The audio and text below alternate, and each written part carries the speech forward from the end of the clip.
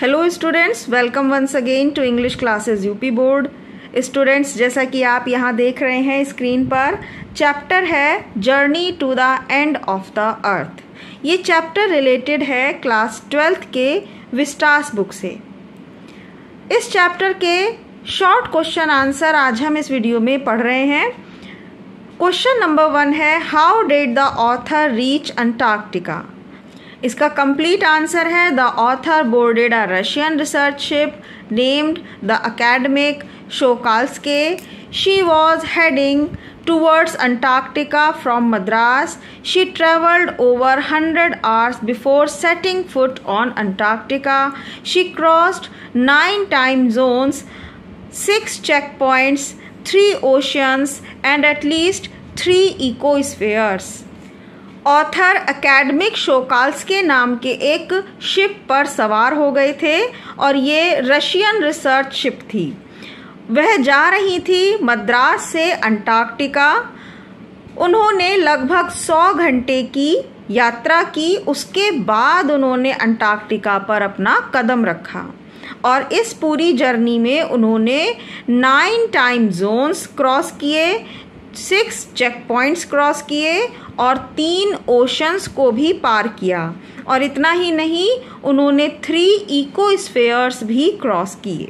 Now it is question number 2. What was the wonder author realized reaching Antarctica? What was the wonder? क्या आश्चर्य की बात थी जिसे ऑथर ने अंटार्कटिका पहुंचकर रियलाइज किया?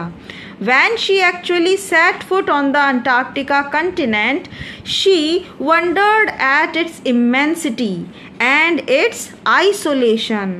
जब वह वास्तव में एक्चुअली अंटार्कटिका कंटिनेंट पहुंची तो उन्हें आश्चर्य हुआ इसकी विशालता पर, इमेंसिटी पर, विशालता पर, और इसके आइसोलेशन। आइसोलेशन का मीनिंग है अकेलापन, सुनसान। वहाँ कोई शोर नहीं, कोई भी शहरी वातावरण तो है ही नहीं, तो इसीलिए एक आइसोलेटेड, अकेला, सुनसान वो जगह थी। It was an expensive white landscape. White colour का ही लैंडस्केप था। दूर तक जो लैंड और जो सीन नज़र आ रहे थे वो सब वाइट थे। और एक्सपेंसिव, एक्सपेंसिव मीन्स है विशाल, दूर तक फैला हुआ। इस एक्सपेंसिव का मीनिंग है। The continuous blue horizon gave her relief. और दूर तक जो लगातार नीले रंग का आसमान दिखाई दे रहा था वो उसको बहुत रिलीफ दे रहा। Next is number 3, what was Gondwana. Gondwana क्या था? 650 million years ago there existed a great southern super continent Gondwana. 650 million years पहले एक बहुत विशाल दक्षिण की तरफ एक सुपर कॉन्टिनेंट था। ये जो हमारे देश आज आप ग्लोब पर देखते हैं ना कि अलग अलग कंट्रीज़, अलग अलग आइलैंड दिखाई देते हैं, तो पहले ऐसा नहीं था। पहले ये सारी धरती एक सुपर कंटिनेंट के रूप में थी, सब जुड़े हुए थे, सारी धरती एक साथ थी। तो उस सुपर कॉन्टिनेंट का नाम था गोंडवाना। इट वॉज सेंटर्ड रफली around the present day Antarctica.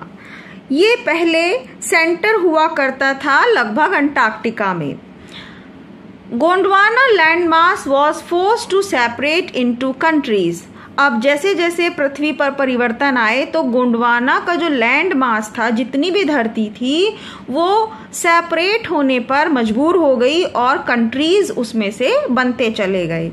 India push north west. India push northward. India north की तरफ खिसक कर आ गया। जैमिंग अगेंस्ट एशिया, और उसकी टक्कर एशिया से हुई। And buckling its crust gave rise to Himalayas. और इसकी जो टक्कर एशिया से हुई तो हमारे हिमालय पर्वत का निर्माण हुआ। हिमालय पर्वत की जो धरती, जो वो पहाड़ है, वो ऊंचा उठता चला गया। दस द प्रेजेंट ग्लोब शेप्ड। और इस प्रकार से आज का वर्तमान ग्लोब का आकार बन गया। विच वी न्यू टूडे, जिसे आज हम जानते हैं। What is the achievement of human beings during the duration of 12,000 years.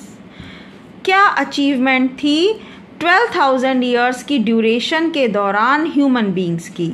Human civilisation have around for only 12,000 years. Human civilisation अभी केवल 12 वर्ष की ही पुरानी है। इट मीन्स मनुष्यों को यहाँ सिविलाइज्ड हुए 12 वर्ष ही बीते हैं। We dominated over nature with our villages, और हमने डोमिनेट कर लिया है नेचर को अपने गांव से, टाउन्स के साथ, cities and mega cities. We burned fossil fuels and created a blanket of carbon dioxide around the world which is increasing global temperature।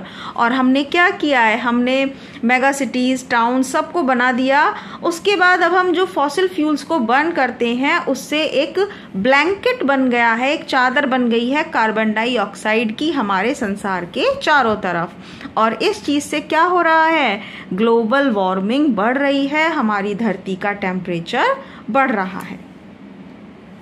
Next is question number 5, और ये देखिए अलग अलग तरीके से पूछा जा रहा है।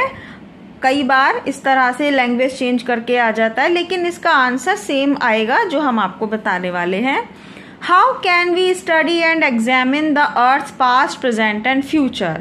हम कैसे एग्जामिन कर सकते हैं धरती के प्रेजेंट, पास्ट और फ्यूचर को। How Antarctica plays a significant role in it.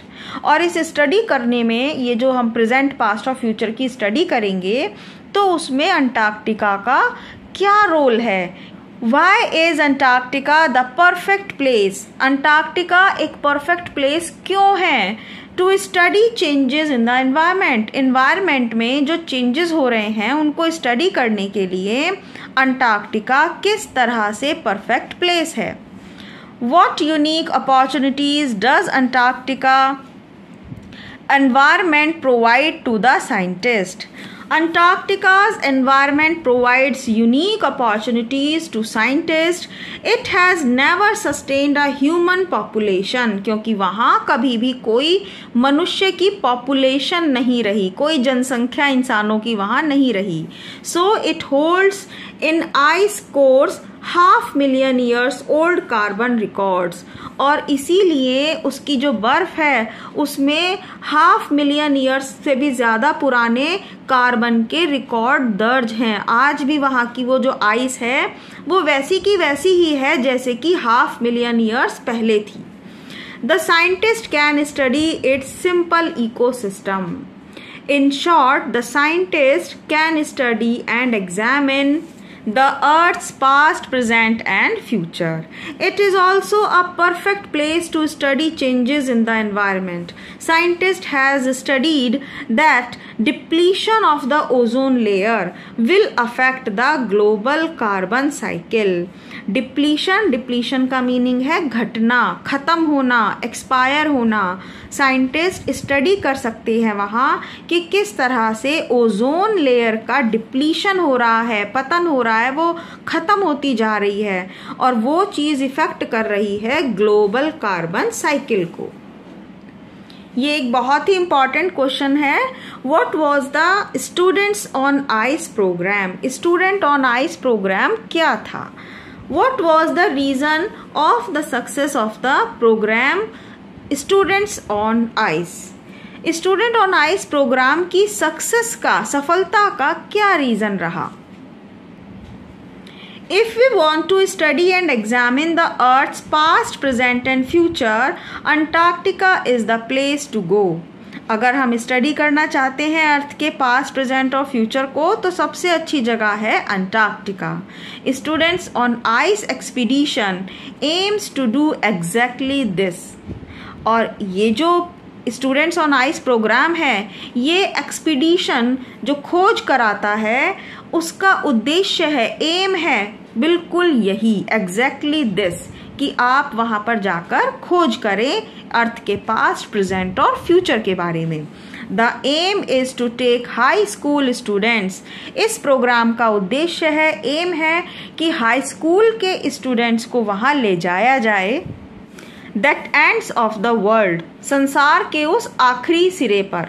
It provides them with inspiring educational opportunities. He wants the future policy makers to have a life-changing experience at an early age.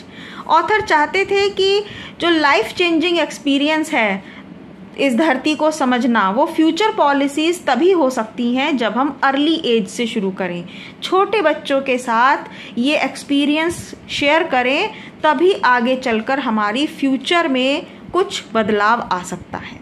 Programme has been quite successful. The reason are many. Here you can see glaciers retreating and ice shelves collapsing.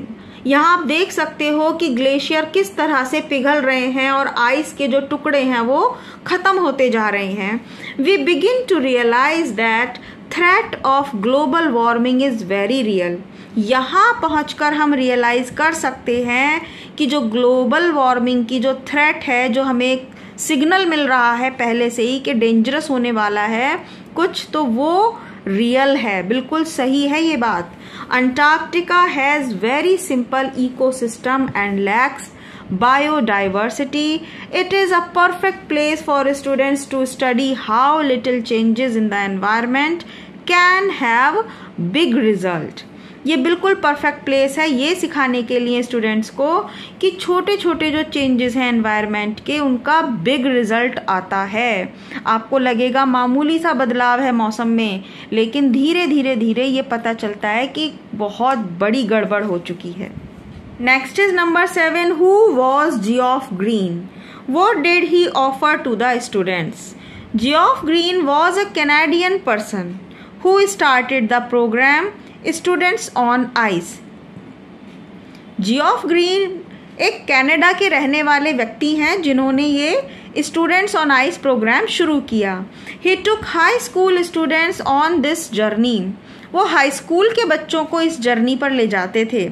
They are ready to absorb, learn and act, क्योंकि वो बच्चे सीखने समझने के लिए, काम करने के लिए बिल्कुल रेडी हैं।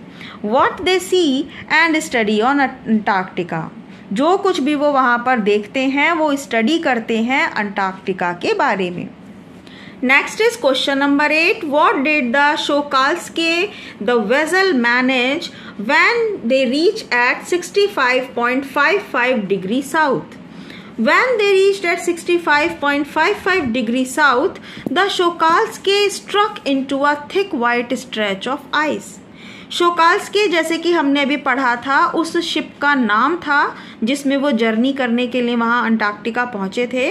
तो जब वो शोकाल्स्के शिप 65.55 डिग्री साउथ में पहुँचा तो वहाँ वो एक मोटी बर्फ़ की चादर में फंस गया था, अटक गया था थोड़ा सा। The captain decided to turn around. Captain ने डिसाइड किया कि अब हमें इस शिप को घुमा लेना चाहिए।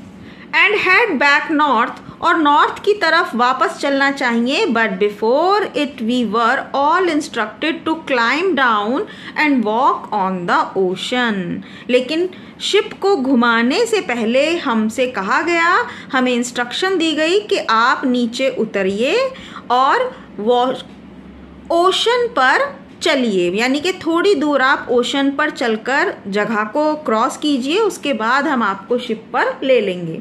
तो इस तरह से कुछ दूरी पर हम समुद्र के ऊपर बर्फ पर चले। इस वीडियो का लास्ट क्वेश्चन है question number 9। How many members reached at Antarctica and what did they find there? कितने मेंबर अंटार्कटिका पहुंचे थे और वहां उन्होंने क्या पाया? स्टूडेंट्स, लास्ट आंसर समझने से, रीड करने से पहले आपसे रिक्वेस्ट है कि प्लीज़ वीडियो को लाइक कर दिया कीजिए और चैनल को सब्सक्राइब भी कर लीजिए अगर फर्स्ट टाइम आप इस चैनल पर हमारे साथ हैं। और अगर अभी तक भी चैनल आपने सब्सक्राइब नहीं किया है तो प्लीज़ इस चैनल को सब्सक्राइब कर लीजिए। आपके बोर्ड एग्जाम्स में ये बहुत हेल्पफुल होगा। There were 52 members who reached Antarctica. 52 members पहुंचे थे Antarctica. Underneath their feet was a meter thick ice pack. कई मीटर मोटी बर्फ की परत थी। And underneath that 180 meters of living breathing salt water. 180 metre नीचे जीता जागता एक समुद्र था। ब्रीदिंग यानी कि उसमें मछलियाँ वगैरह सब ब्रीद कर रहे थे, सी एनिमल्स, और सॉल्ट वाटर उनके पैरों के नीचे था, मोटी बर्फ़ की चादर के नीचे। तो स्टूडेंट्स, आई होप आपने वीडियो को लाइक किया होगा, चैनल को सब्सक्राइब किया होगा और इसी तरह से हमारे साथ स्टडी करते रहिए to get best result in your board classes. Thank you so much.